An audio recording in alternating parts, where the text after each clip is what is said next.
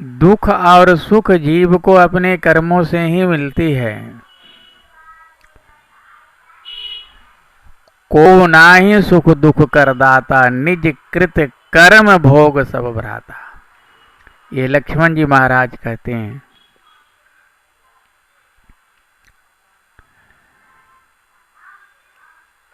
लेकिन भगवान के सिवाय हमारा दुख कौन हरेगा?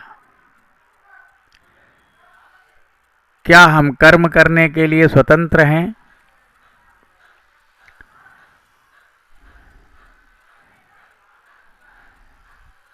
क्या यदि हम चाहें तो हमें परमात्मा मिल सकता है, भगवान मिल सकते हैं?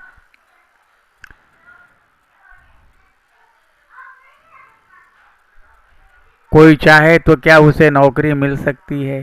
कोई चाहे तो उसका कोई मनचाहा वस्तु मिल सकता है क्या? जो प्रारब्ध में होता है वही होता है। और प्रारब्ध बनाता कौन है? बोले प्रारब्ध बनाने वाला तो वही नारायण है। भवसागर की नदियां गहरी होती हैं और इसे पार करने के लिए भजन की जरूरत पड़ती है। बिना भजन के हम इस भवसागर की नदी को पार नहीं कर सकते। काम क्रोध लोभ मोह मद, इसके रहते हम अपने मन को भी निर्मल नहीं कर सकते।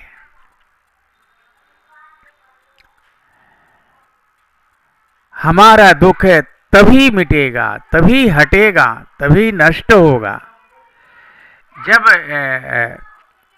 भजन के प्रताप से हम भवसिंधु को पार करेंगे।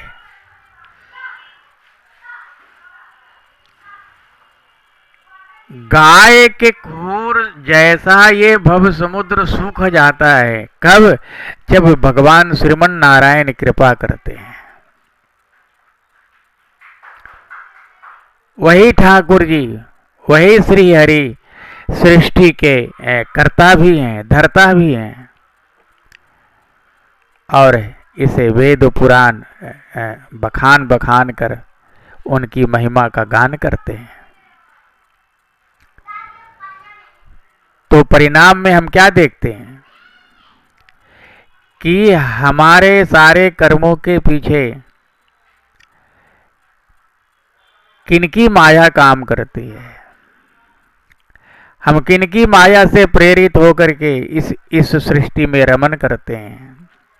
अच्छे काम करते हैं, बुरे काम करते हैं। कोई भजन करता है, कोई भजन नहीं करता है।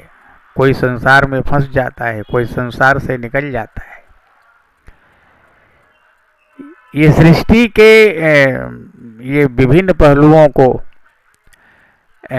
अपने अनुकूल बनाने वाला और जीव को उसमें फंसा करके रखने वाला। लोग कहते हैं, हमारे संत भी कहते हैं, यदि कोई चाहे तो इस संसार से निकल सकता है। लेकिन हमको लगता है कि यदि ठाकुर जी चाहें तभी कोई जीव संसार से निकल सकता है, तभी उसको भजन करने की प्रेरणा मिल सकती है। और बिना भजन किए हुए कोई भी विश्राम नहीं पा सकता, किसी के मन को चैन नहीं मिल सकता। इसके लिए ठाकुर के दर्शन की जरूरत पड़ती है, उनके साक्षात्कार की जरूरत पड़ती है, उनकी कृपा की जरूरत पड़ती है। धन्यवाद।